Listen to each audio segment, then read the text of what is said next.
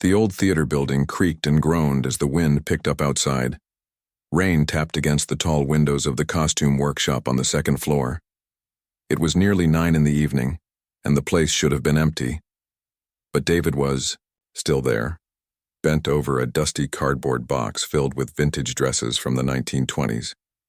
He pushed his glasses up his nose and picked up another beaded dress. The sequins caught the light from the single lamp he had turned on. Every piece had to be counted and cataloged before tomorrow's big rehearsal. The theater company was putting on their most important show of the year, and everything had to be perfect. David had been working at the Riverside Community Theater for 3 years now. During the day, he crunched numbers at an accounting firm downtown, but his heart belonged here, among the props and costumes and dreams of actors who poured their souls onto the stage every night. The pay was terrible, but he couldn't imagine doing anything else. He was just writing down blue beaded dress, good condition, when he heard footsteps in the hallway. David froze. The security guard wasn't supposed to make his rounds until midnight. Maybe someone had forgotten something. The side door to the costume workshop opened with a soft click. David stayed perfectly still behind the tall costume rack, hoping whoever it was would just grab what they needed and leave. He wasn't supposed to be here this late without permission. Perfect, a woman's voice muttered. At least the lights are still on. David recognized the voice immediately. It was Maya, the theater's lead costume designer. She was known for being incredibly talented and totally dedicated to her work. She could create magic with a needle and thread, turning the cheapest fabric into something that looked like it belonged in a Broadway show. Maya moved quickly through the workshop. She seemed to know exactly where everything was, even in the dim lighting. David could hear her pulling things from drawers and setting them on the work table. He stayed hidden, not wanting to startle her or explain why he was still there so late. "Where did I put that emergency sewing kit?" Maya said to herself. David heard her phone ring. She answered it immediately. "Hi, Patricia. Yes, I got your message about the dress," Maya said. Patricia was the theater director, and she only called this late when there was a real emergency. "How bad is the tear?" "Oh no, right down the side seam. The actress really pulled on it during the dance number." There was a pause as Maya listened. "Don't worry, I can fix it tonight. The dress rehearsal is at 10 tomorrow morning, right? I'll have it ready." Another pause. "Yes, I have everything I need here at the workshop." Maya hung up the phone and David heard her sigh deeply. She was clearly tired, but she never said no when the theater needed her. That's just who she was.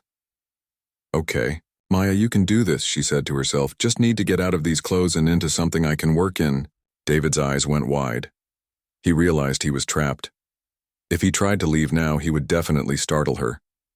But if he stayed hidden, things might get very awkward very quickly. He heard the rustle of fabric and realized Maya was already changing.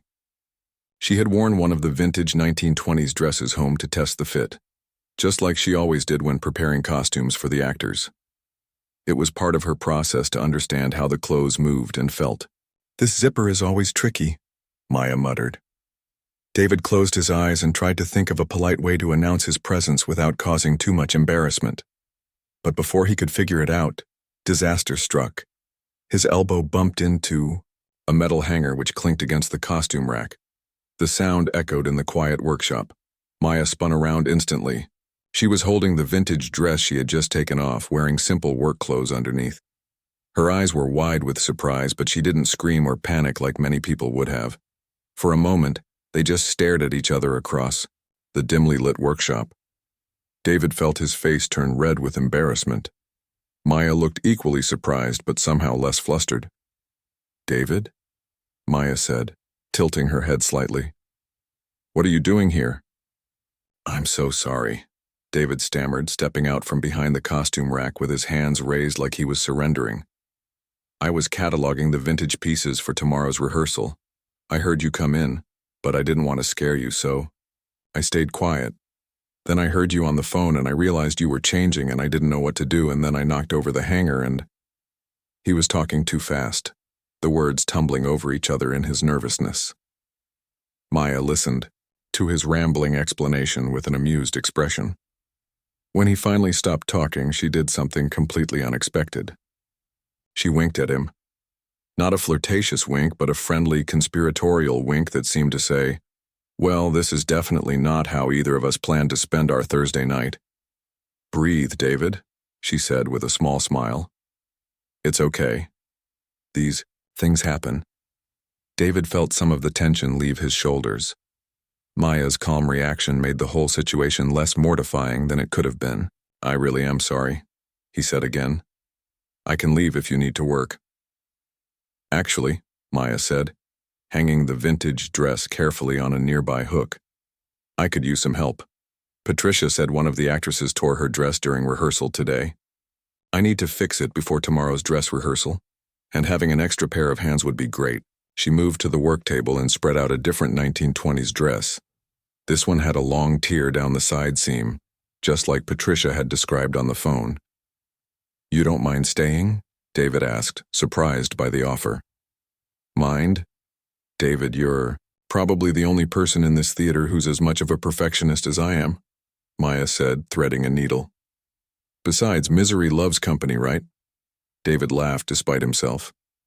"I guess we're both crazy enough to be here at 9 o'clock on a Thursday night." "Exactly," Maya said, that same friendly wink appearing again. "So grab that box of thread from the shelf behind you. Let's get to work." As David reached for the thread box, he couldn't help but think that sometimes the most interesting conversations happened in the most unexpected circumstances. He had worked with Maya dozens of times before, but always in the busy, chaotic environment of tech week or dress rehearsals.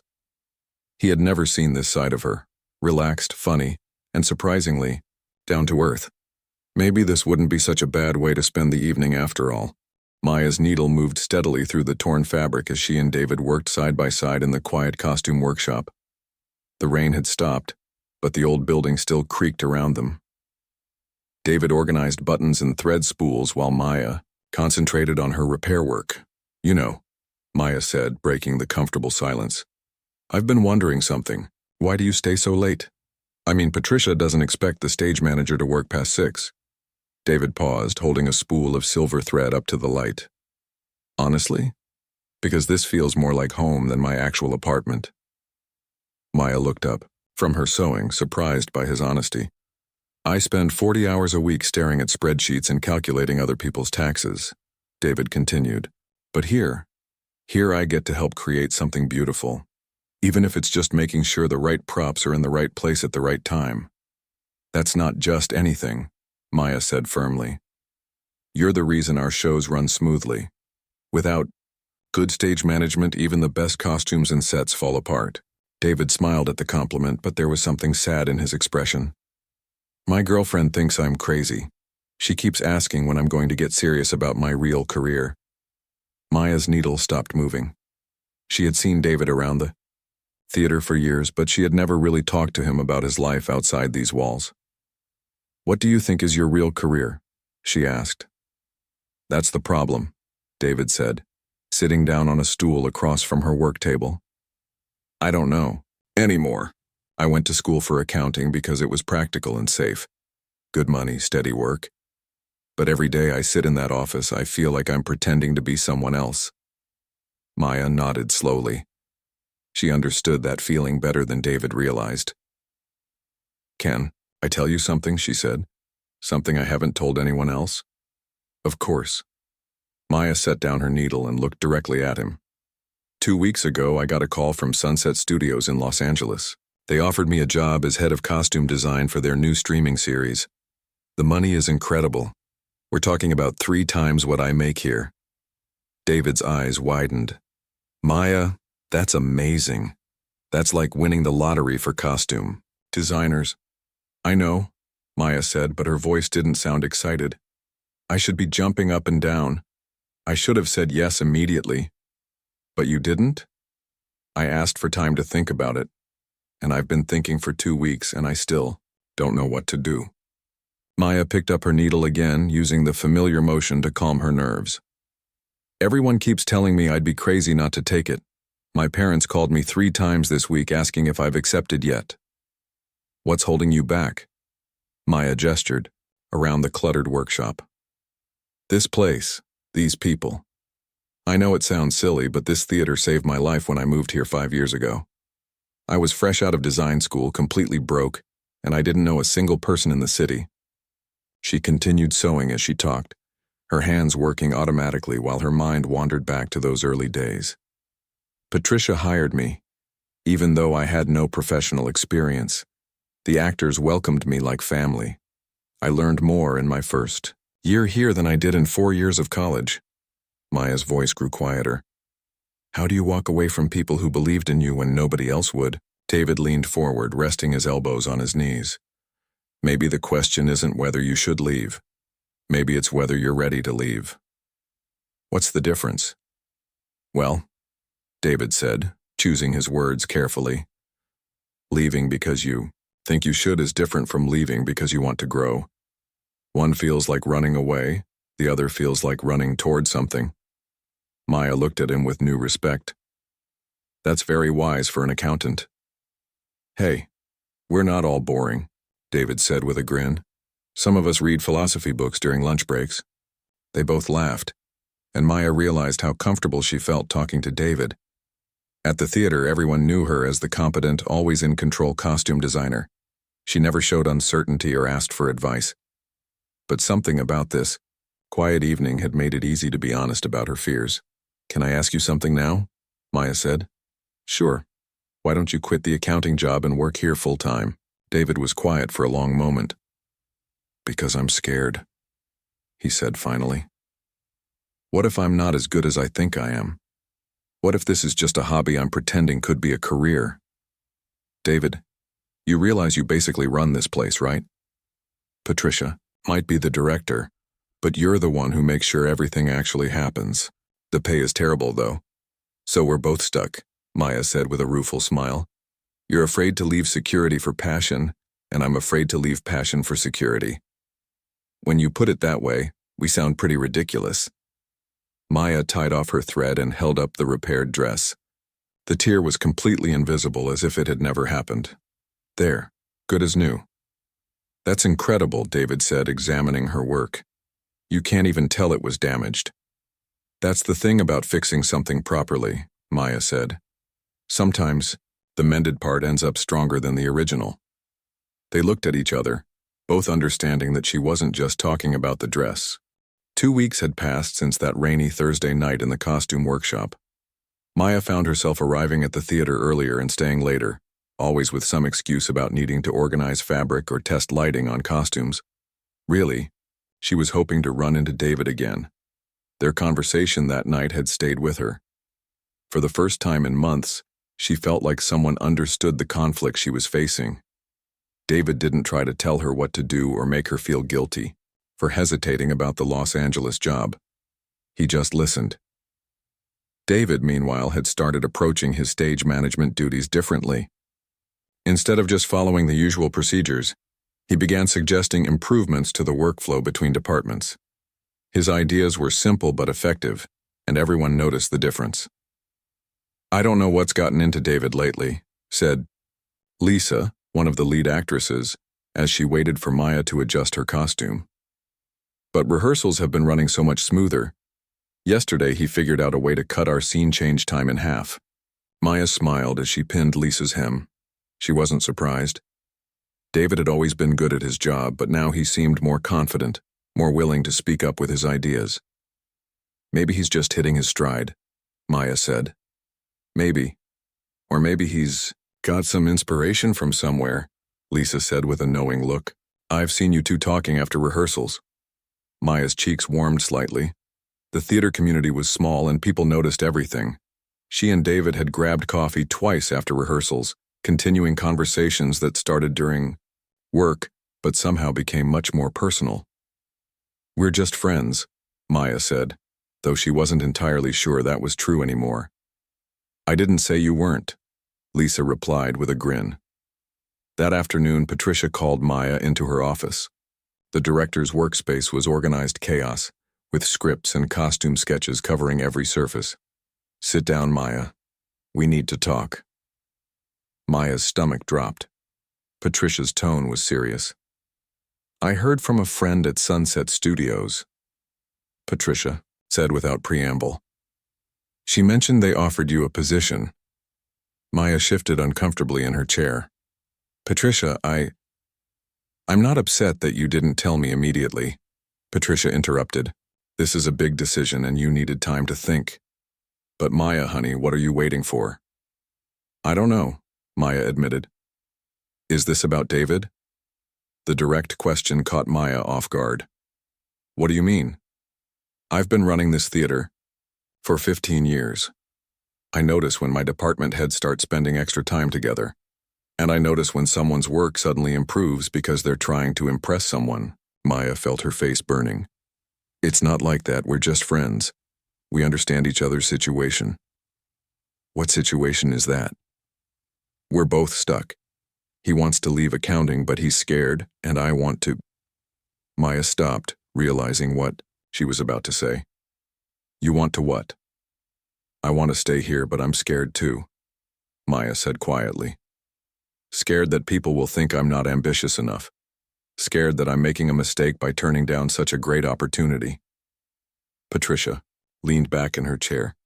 Maya, in the 5 years you've worked here, have you ever made a decision based on what other people think you should do? No. Then why start now? Before Maya could answer, there was a knock on the office door. David poked his head in. Sorry to interrupt, Patricia. The lighting crew needs to know if we're moving the costume rack for scene 3. Come in, David. Actually, this concerns you too. David entered hesitantly, clearly sensing the tension in the room. I was just telling Maya that I think you two make a good team, Patricia said. Your collaboration on this production has been impressive. The costume changes are seamless, and the prop transitions are the smoothest we've ever had. David glanced at Maya, unsure where this was going. Which is why I have a proposition for both of you, Patricia continued. The board approved funding for a new position, operations coordinator, someone who would work between all the departments to improve efficiency and planning. The pay is better than stage management, though not as much as a costume designer makes. She looked directly at David. I'd like to offer you that position if you're interested. David's mouth fell open slightly. Are you serious? Completely, but there's a condition, Maya. If you take the Los Angeles job, I'll need to find a new costume designer. That will be expensive and disruptive. If you stay, I can offer you a raise and more creative control over our season selections. Maya felt like the room was spinning. Patricia was essentially asking her to choose not just her own future, but David's as well. Can we think about it? Maya asked. Of course, but Maya, the studio needs an answer by the end of the week. As they left Patricia's office together, David and Maya walked in silence until they reached the lobby. This is crazy, David said finally. Tell me about it. Maya, you can't base your decision on me. That job in Los Angeles is everything you've worked for. And this operations job is perfect for you, Maya replied. But what if we're both just running away from our real problems? They stood there in the theater lobby, surrounded by posters from past productions and photos of actors who had performed on their stage. The history of the place seemed to wrap around them, reminding them of all the dreams that had been born and nurtured within these walls. I have an idea, Maya said. Let's take a walk. Tech Week at the theater was always chaotic, but this year felt different. The energy was electric but also tense. Everyone knew this production of Chicago could make or break the theater's reputation in the community. Maya had been working 18-hour days, making last-minute adjustments to costumes and supervising quick changes between scenes. It was Tuesday night, just 3 days before opening, when everything went wrong. The actress playing Roxy Hart was in the middle of her big number when her costume snagged on a piece of the set. Maya watched in horror from the wings as the zipper on the back of the dress started to give way. If it broke completely during the performance, the actress would be in serious trouble.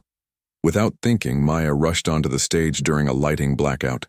She had maybe 30 seconds to fix the problem before the lights came back up. Her hands shook as she tried to work the zipper free from the fabric it had caught. I can't get it, she whispered urgently to David, who had appeared beside her with a flashlight. Here, hold this, David said, handing her the light. He pulled out a small pair of scissors from his tool belt and carefully cut away the thread. That was jamming the zipper.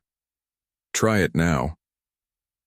The zipper moved smoothly, just as the stage lights blazed back to life. Maya and David slipped back into the wings, their hearts pounding. That was too close, Maya said, breathing heavily. But we fixed it, David replied. That's what matters. The rest of the cast and crew had watched the whole thing happen. Word spread quickly about how Maya and David had worked together to save the scene. By the end of the night, everyone was talking about their perfect teamwork. You two are like a well-oiled machine, said Ben, the lighting director. It's like you can read each other's minds. Maya felt a warm pride at the compliment, but also something else. A realization that she and David had become a real team, not just two people who happened to work at the same place. After everyone else had gone home, Maya and David stayed behind to prepare for the next day's rehearsal. The theater was quiet except for the hum of the air conditioning and the distant sound of traffic outside. David, can I ask you something? Maya said as she organized costume pieces for the next day. Sure. Are you happy? The question surprised him. What do you mean? I mean really happy. Not just content or getting by, but actually happy with your life.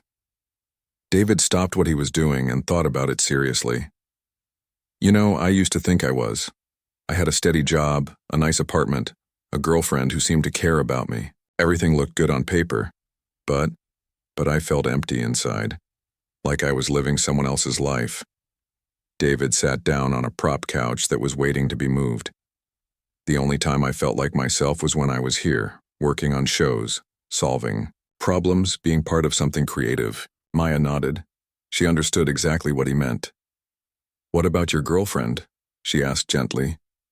David sighed deeply. Rachel and I had a long talk last weekend. A really honest talk.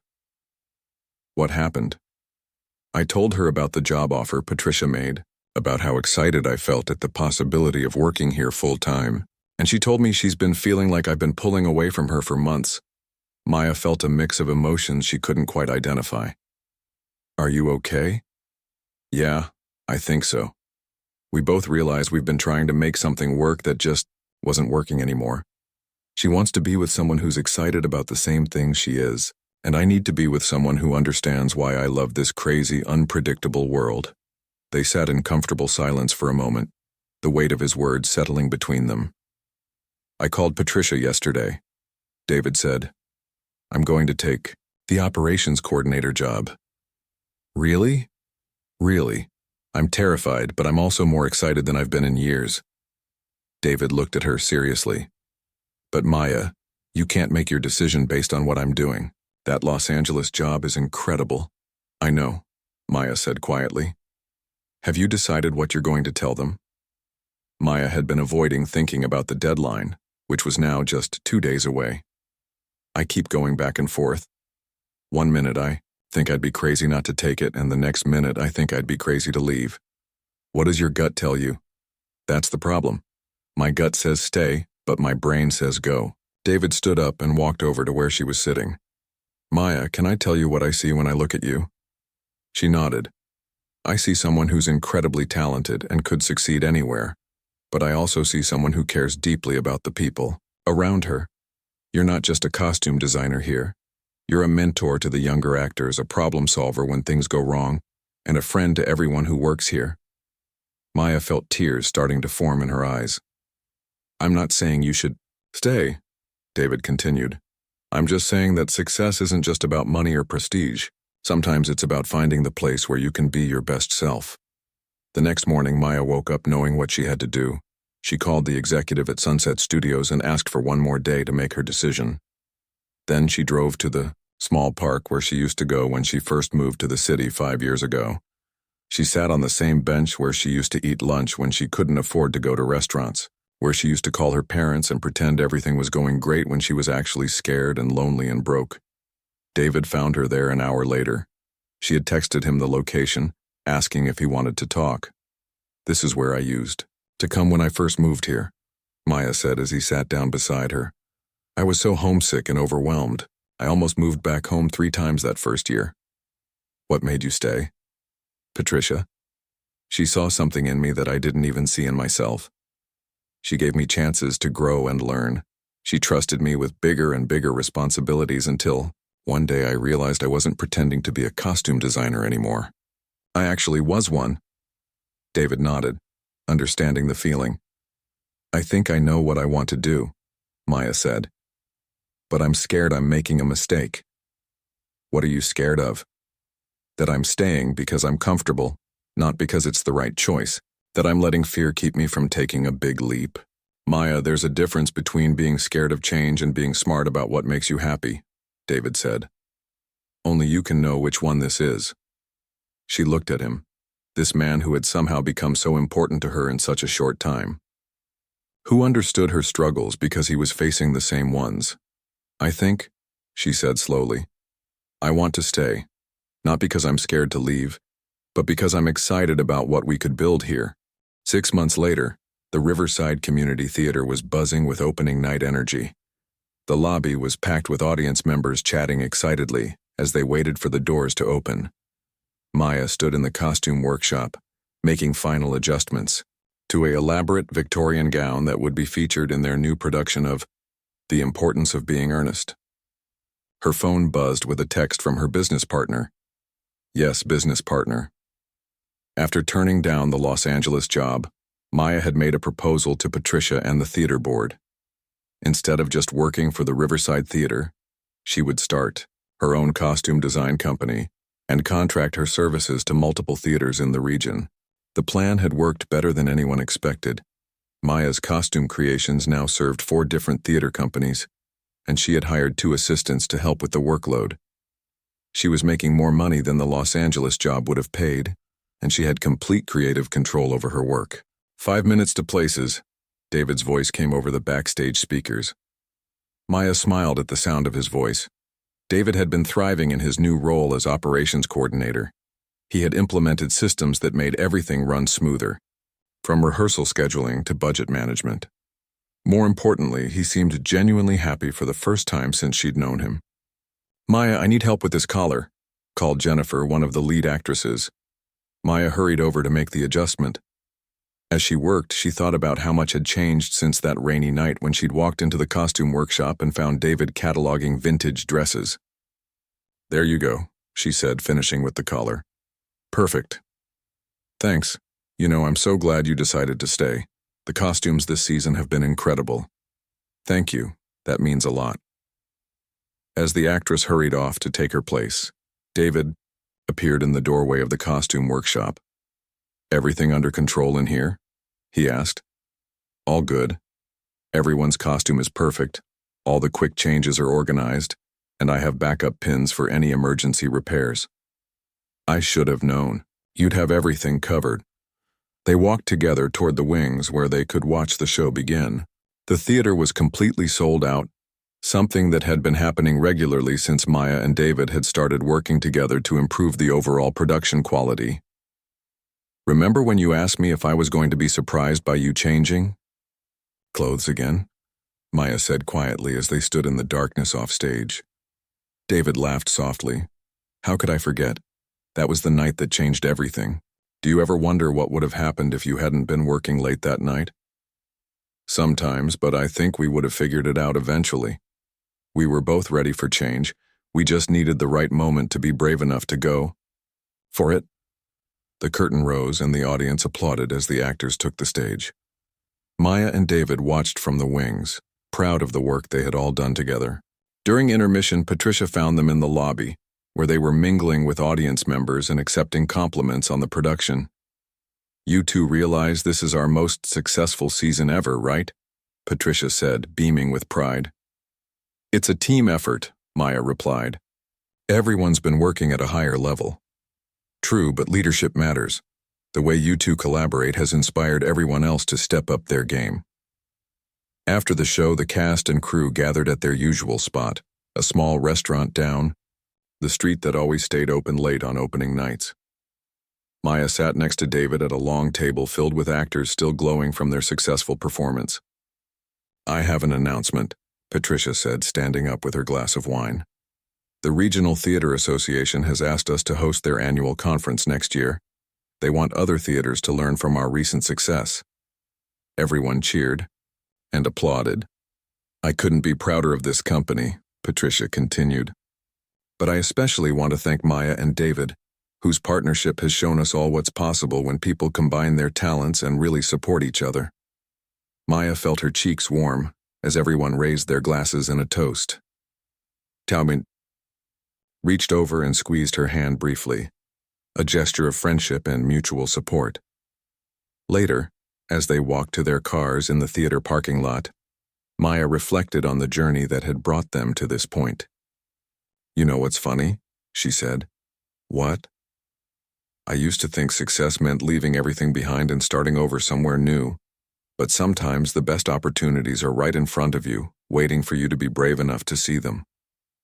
And sometimes, David added, the scariest thing isn't taking a big risk.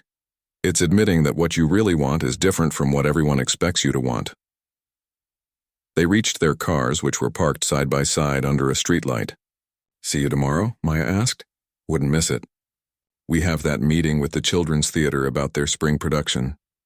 Right. I'm excited about that one. Designing costumes for kids' shows is always fun. As Maya drove home, she thought about the phone call she'd received that morning. Sunset Studios had called to offer her another position, this time as a consultant on a new period drama. The money was excellent and she wouldn't have to relocate. She had politely declined, not because she was afraid of new challenges, but because she had finally found the place where she belonged. She had work that fulfilled her creatively, colleagues, who had become genuine friends, and the freedom to build something entirely her own. Sometimes the best adventures didn't require traveling to a new city or starting over completely. Sometimes they just required the courage to see familiar places with fresh eyes and to build something meaningful with people who shared your vision. Maya smiled as she pulled into her driveway. Tomorrow would bring new challenges and new opportunities to create something beautiful, and she couldn't wait to get started.